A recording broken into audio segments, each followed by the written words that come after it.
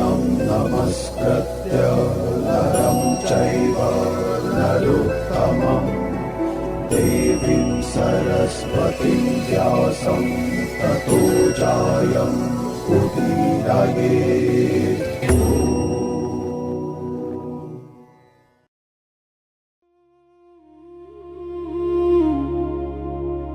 गुरुर्ब्रह्मा गुरुर्विष्णु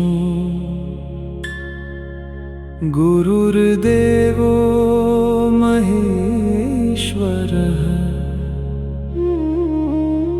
गुरुसाक्षात् परब्रह्म तस्मै श्री गुरुवे नमः।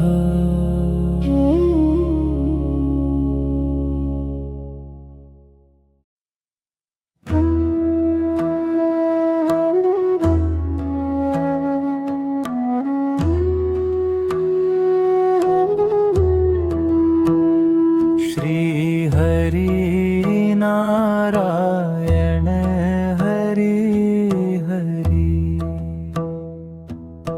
जय हरि नारायण हरि हरि। अज्ञान तिमिर अंधस्य ज्ञान अंजन शलाकया चक्षुर उन्मीलित तस्मै श्री गुरुवे नमः। श्री गुरुदेव भगवान की जय। अंजनानंदनं वीरं जानकी शोकनाशनं कपीशमक्षहंतारं वंदे लंका भयंकरं। श्री हनुमान जी महाराज की। नीलांबुजश्यामल कोमलांगं सीता समारोपितवामभागं पाणौ महाशायक चारुचापं नमामि रामं रघुवंशनाथं नमामि रामं रघुवंशनाथं। बोले श्री जनक नंदनी जी महारानी के महाराजा धिराज राजा रामचंद्र की जय। माता सरस्वती जी की, श्री व्यासी महाराज जी की जय जय श्री सीताराम। ओम श्री गुरुचरण कमलेभ्यो नमः। गुरुर्ब्रह्मा गुरुर्विष्णु गुरुर्देवो महेश्वरा गुरुर्साक्षात् परब्रह्म तस्मै श्री गुरुवे नमः। गुरुदेव, इस कलयुग में जिसमें अधर्म की अधिकता और धर्म की न्यूनता दृष्टिगत होती है, जिसके पाप में आकर जीव का काम, क्रोध, लोभ, मोह, अहंकार, इंद्रिय उच्छृंखलता आदि से बच पाना अत्यंत कठिन एवं दुष्कर जान पड़ता है। आंखें सौंदर्य में भटकाती हैं, रसना स्वाद में भटकाती है, मुख अपशब्दों को बोलने में भटक जाता है, कर्ण निंदा रस सुनने में भटक जाते हैं, मन कामनी, कंचन और कीर्ति को प्राप्त करने की इच्छा में भटकता रहता है और इनकी प्राप्ति के लिए मनुष्य को पाप करने में भी भय नहीं लगता। फलस्वरूप धर्म का पालन अत्यंत कठिन प्रतीत होता है और अज्ञानतावश उसको अपना भाग्य, कर्मों का परिणाम अथवा अहंकारवश दंभ, मेरा कौन क्या कर सकता है, मैं जो करूंगा वो ठीक है, मानकर इसको स्वीकार कर लेते हैं और इस प्रकार हम ना चाहते हुए भी अधर्म कर बैठते हैं, पाप कर बैठते हैं और पाप रूपी कर्म बंधन में बंध जाते हैं। परिणाम स्वरूप फिर 84 लाख योनियों का चक्र। गुरुदेव, इस कलिकाल में जिसमें जीव की अधिकांशता पापों में ही प्रवृत्ति रहती है, कोई मार्ग प्रतीत नहीं होता इन सबसे उपराम होने का। जीव इससे बचने और कर्म बंधन से मुक्त होकर भगवान के दर्शन एवं भगवत धाम प्राप्ति के लिए क्या करे? हमारा मार्गदर्शन करिए गुरुदेव। भगवान श्री कृष्ण के लीला संवरण के पश्चात कलयुग का आरंभ हो गया और आज 5,500 वर्ष से ऊपर होने जा रहे कलयुग का 5वां में और कलयुग के प्रवेश करते ही धर्म का लोप हो जाता है। धर्म के लोप हो जाने से मानव जीवन का सारा ज्ञान जो है धरा का धरा रह जाता है।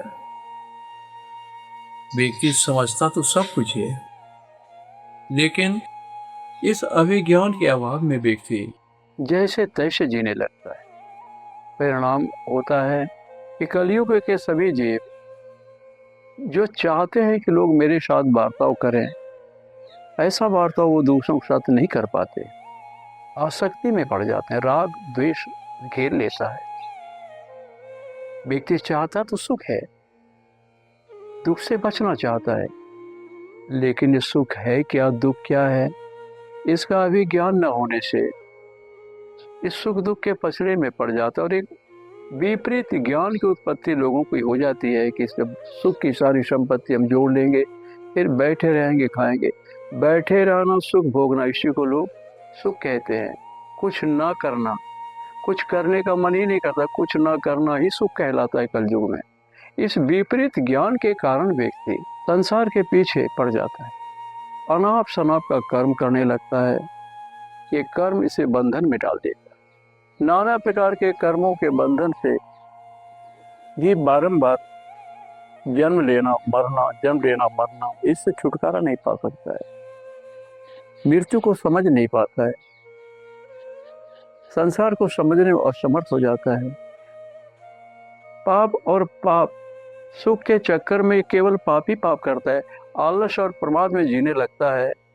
कुछ करना ही इसके लिए पाप है, कुछ करना ही नहीं चाहता है जीव, बैठे ही जीना चाहता है। इसी का नाम है कलयुग।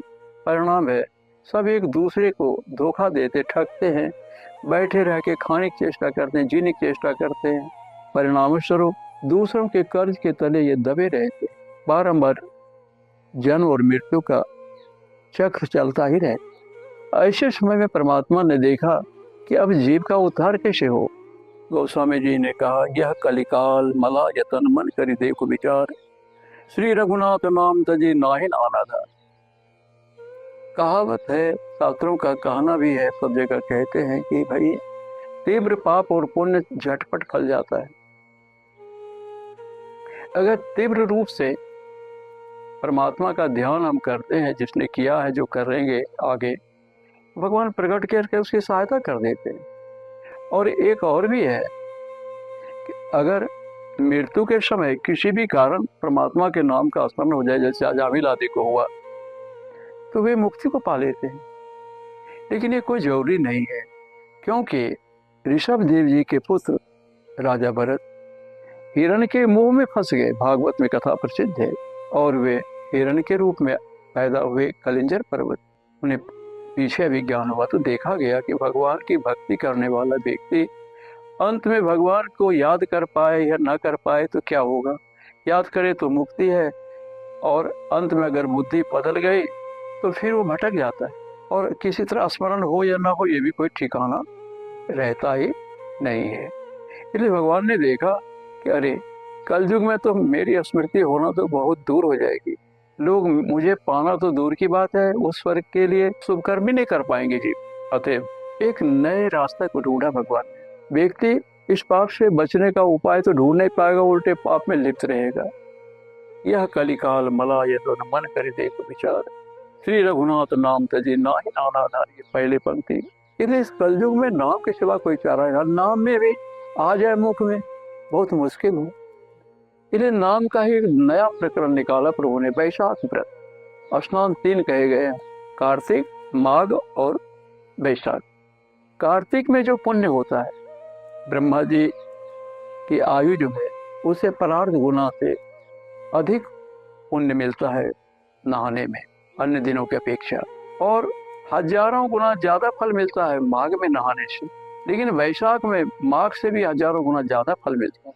वैशाख को माघ की अपेक्षा ज्यादा कर दिया प्रभु ने, और वैशाख में स्नान का फल ज्यादा दिखा दिया। ऐसा कर दिया कि अगर वैशाख में कोई एक बार नहा ले, फिर जब कभी उसे मरना है कोई बाधा नहीं होगी। उसकी स्मृति अंत समय में मति क्या है, इससे कोई लेन देन नहीं है।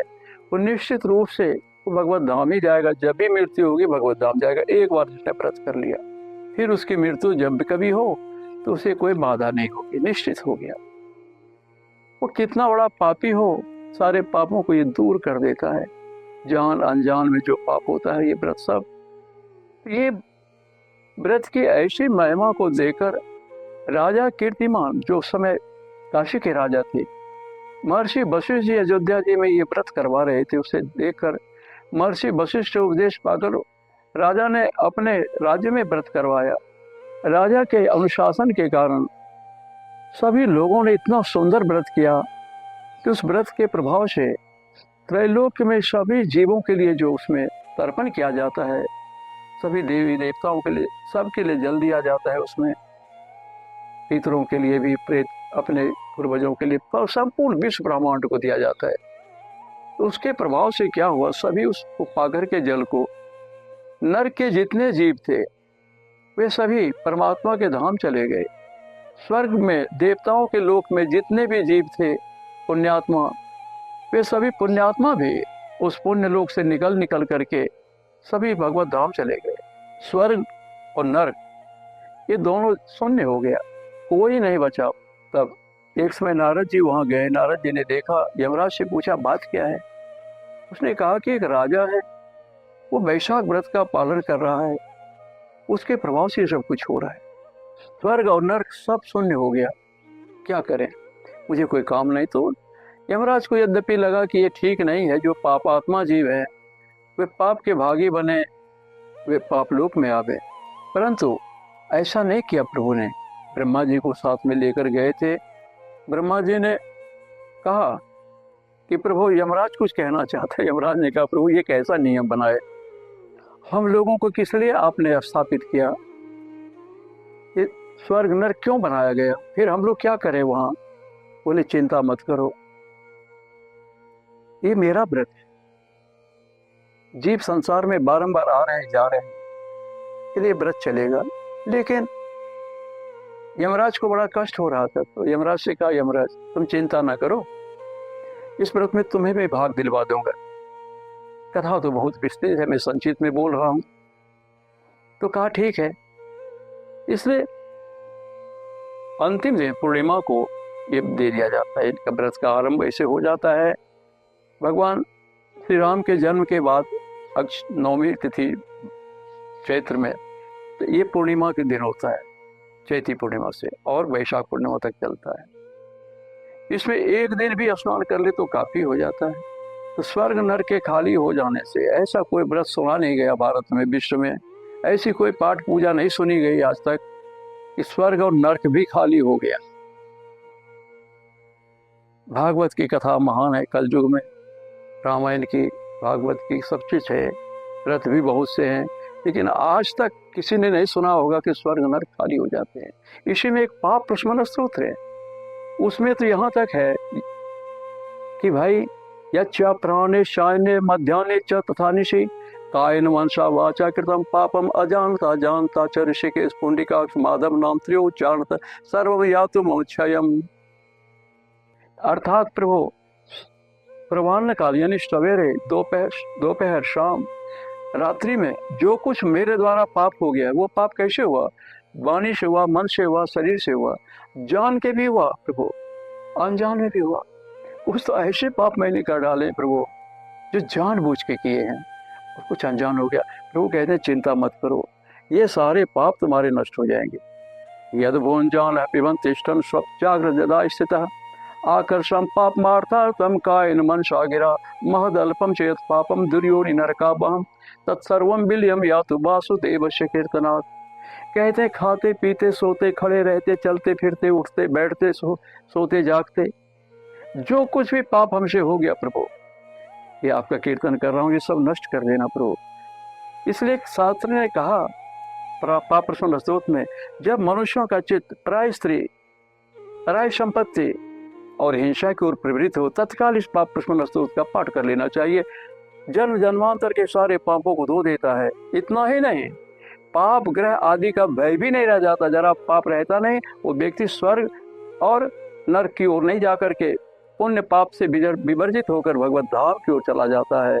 सदा के लिए प्रभु के धाम में जाता है वो। ये पाप्रसन्न स्त्रोत है। यानी वैशाख मास में केवल नाम की महिमा का गुणगान है।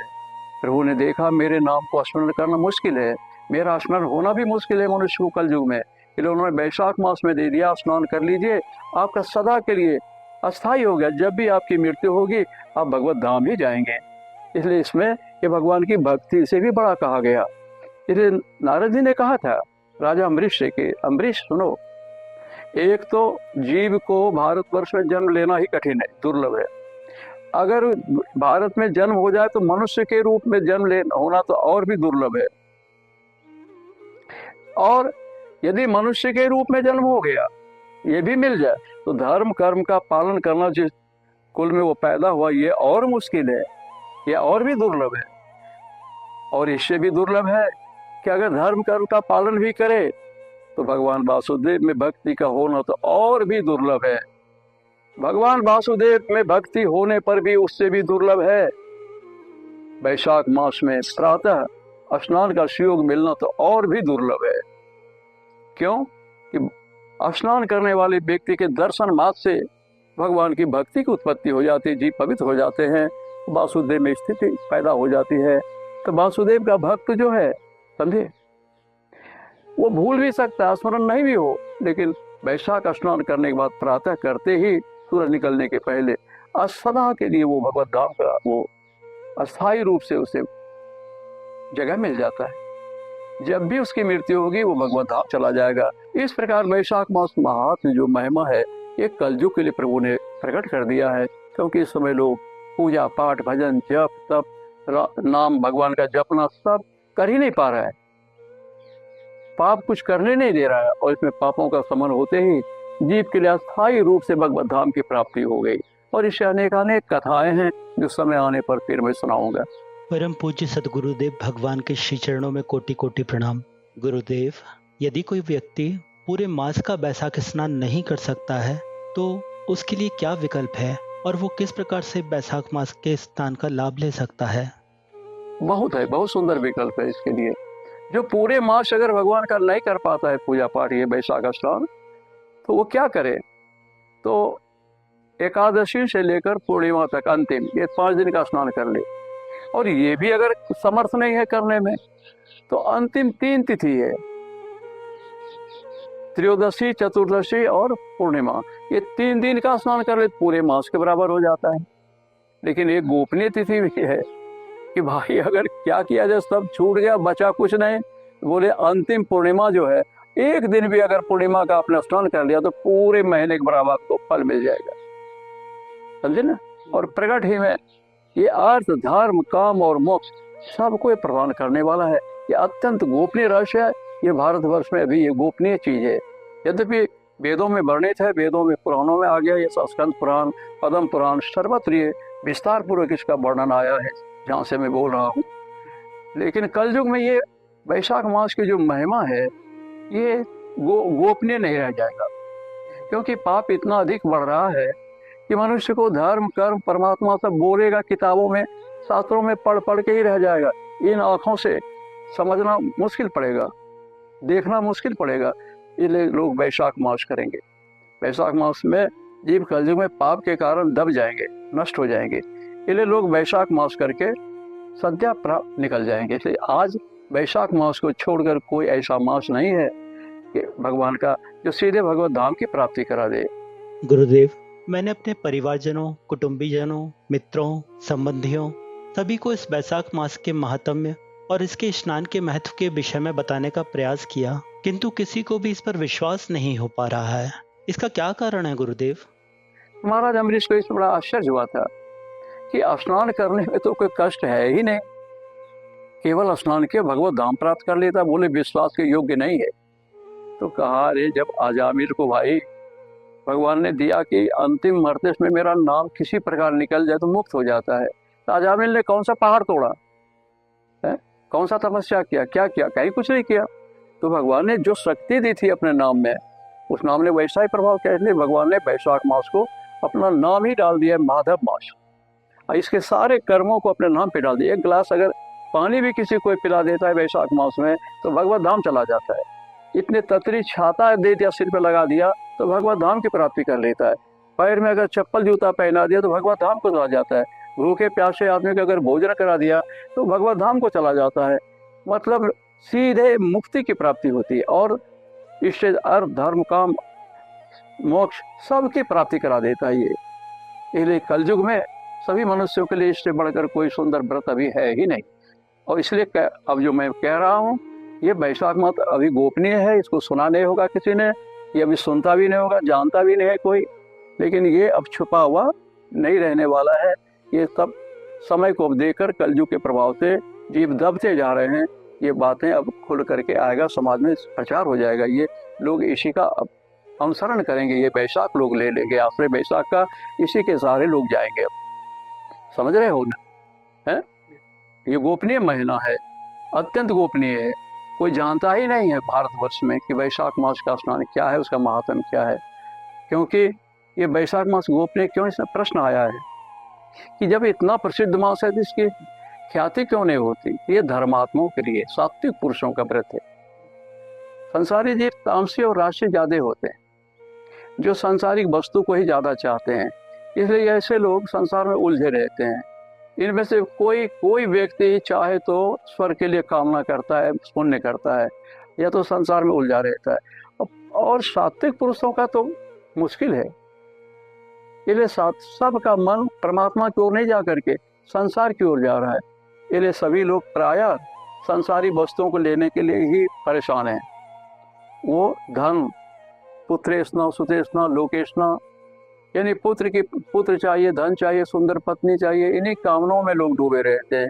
इसलिए नाना प्रकार के अन्य पूजा करके अपना काम चला लेते हैं। लेकिन वैशाख मास तो सीधे परमात्मा की भक्ति देने वाला है, मुक्ति देने वाला है, दर्शन कराने वाला है, सात धाम को ले जाता है। इसलिए इस विषय में जानकार लोग कम होते हैं, इसी कारण से इस महीने का प्रचार कम होता है। गुरुदेव, यदि कोई इस स्नान के लिए गंगा जी या किसी देव नदी आदि में जाने में असमर्थ है तो उसके लिए क्या उपाय है गुरुदेव? स्नान के लिए तो बहुत सुंदर है भाई, सबसे सुंदर तो है आपका, अब सभी तीर्थों का राजा तो समुद्र तीर्थपति ही है, प्रयाग है, त्रिवेणी संगम है, गंगा यमुना कावेरी सप्त गंगा है, समझे ना। इस सब में जिसका गरीब में घर है वहाँ जाके नहा ले। अब जिनके घर के बगल में ये सब नहीं है, वहाँ जा नहीं सकते हैं, तो उसके बगल में अगर कोई दूसरी नदियाँ हैं उसमें नहा ले। अगर वो नदियाँ नहीं है तो छोटी नदियाँ हैं तो उसमें नहा ले। तालाब है वहीं नहा ले, सरोवर में नहा ले। अगर वो भी उपलब्ध नहीं है तो आप बावड़ी कहीं मिल जाए तो बावड़ी में नहा ले, झरने में नहा ले। अगर ये सब भी कुछ नहीं है तो अपने घर है तो कुआं पे नहा ले।